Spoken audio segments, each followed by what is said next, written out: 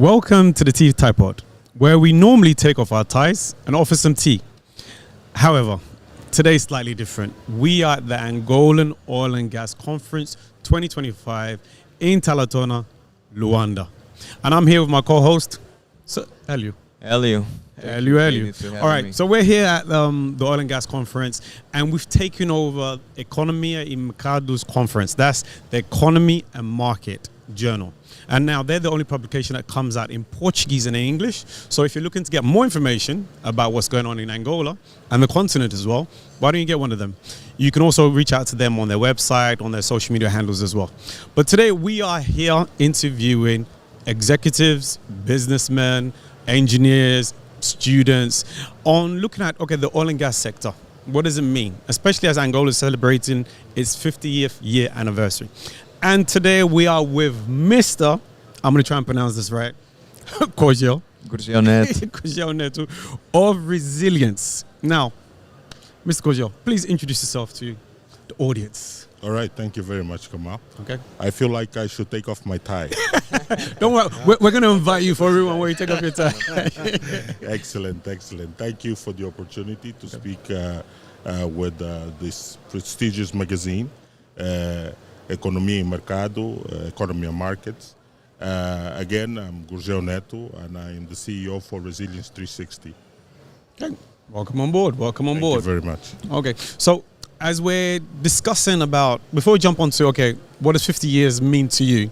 Tell us a little bit more about the business. What does the business actually do? Because to be honest, when I saw Resilience, I was thinking insurance. Sounds like it. Yeah, I was thinking of insurance. So yeah, just a bit more information. I bet you provide some service. Exactly. Yeah, it does. It did meet the intended purpose. Okay. Which is to, transmit some type of safety. Some Okay. type of, Perfect. insurance in a way. Okay. Okay. We are a service provider. Yeah. We're a company that has been in the market for quite some time now. When you say sometime, how many years we say? Oh, and that's the tricky part. If you visit our stand, if you see our marketing material, you will see that it is an old vision. Okay. We believe that it's a vision that was passed on to us by our ancestors. Okay. Since 1984. Oh wow. Yeah. So Wow. that's Wow. a Yeah. significant amount of years added up there.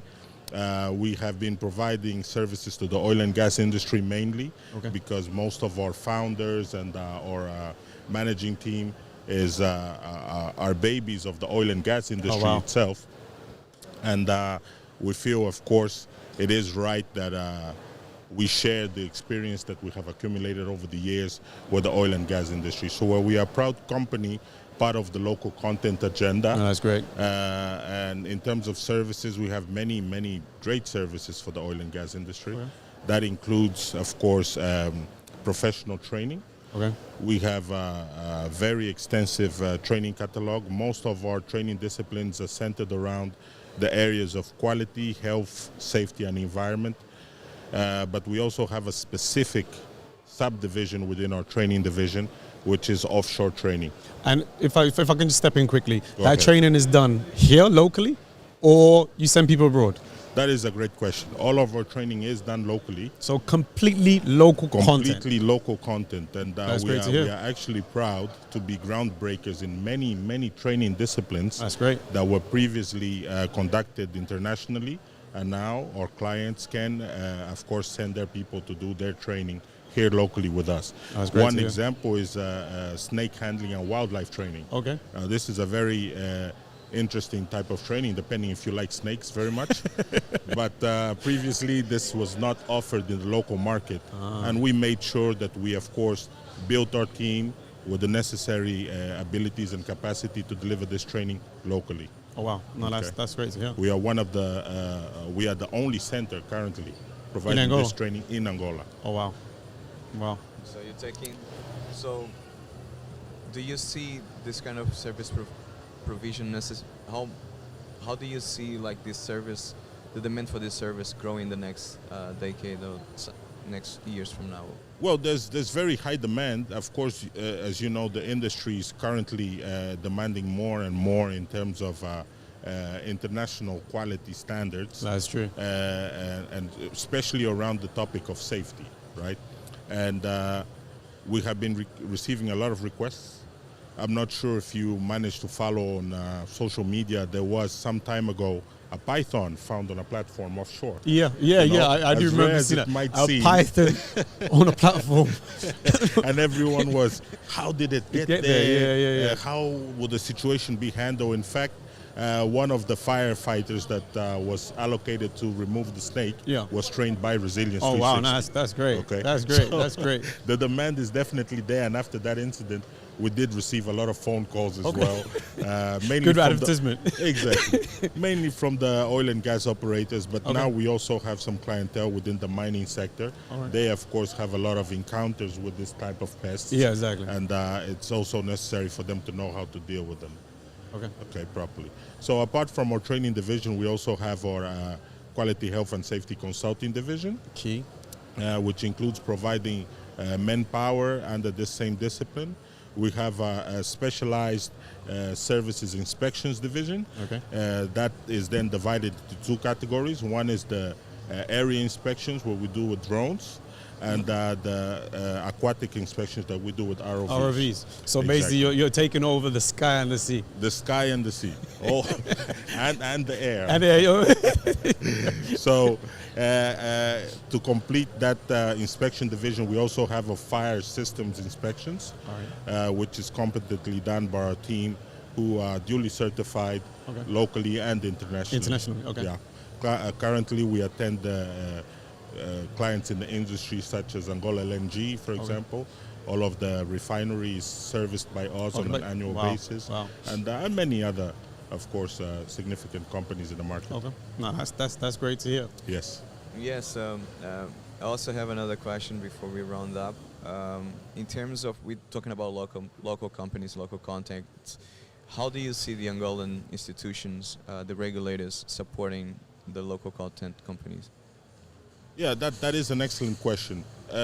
We have to be very honest here and recognize that the local content agenda is a great initiative by the executive in providing opportunities for local companies such as ours. Together with other regulatory bodies, we have seen significant support coming to local companies, and that is visible. It's visible in a conference such as this. It's visible in companies like Resilience and many others. In association with ICIPA, for example, you are familiar with ICIPA? Yeah. Yes. Yeah, so the Association for Service Providers for the Industry, where I myself am a member of the consulting committee. We have been able to achieve great things within the industry and help build and develop local companies to provide services at the international standards. Yeah.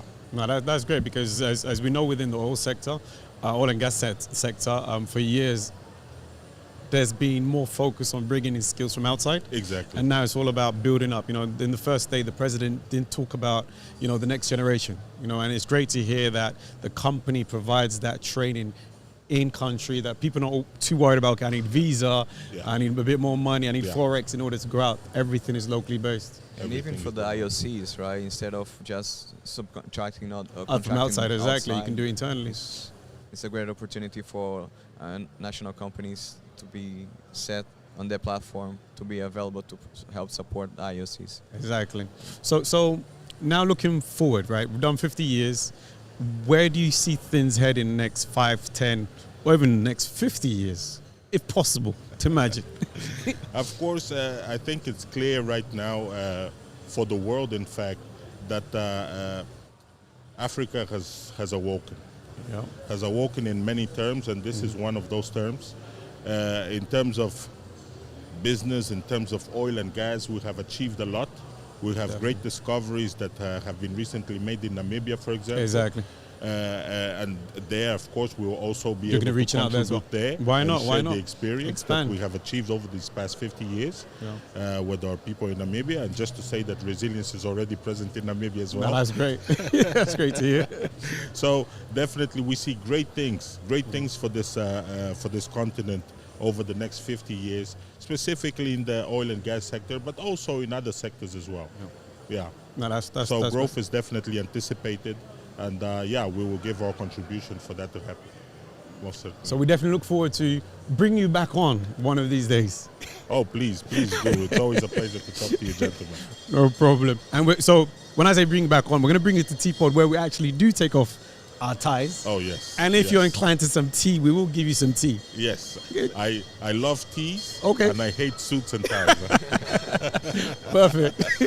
Perfect. All right. Thanks for that.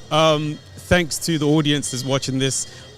This has been an excellent interview just to see what local content really means within the Angolan context. Not just locally, but continentally as well. Massive thanks to our partners once again, E&M, who are out there trying to push more information out there on Angola, the continent, and far beyond. So till next time, see you soon.